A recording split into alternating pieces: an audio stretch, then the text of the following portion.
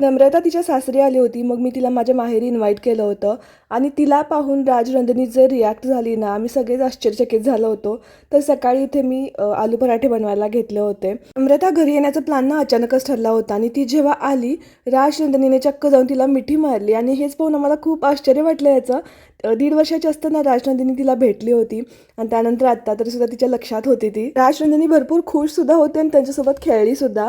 त्यानंतर नम्रताची ओटी भरली, आम्ही टिका लावला. राजनंदिनी तर नेहमी लावतेच सगळ्यांना. त्यानंतर निरोप घेऊन नम्रता तिच्या सासरी गेली आणि इथे रात्री आम्ही माईन मूलचं लोणचं करत होतो.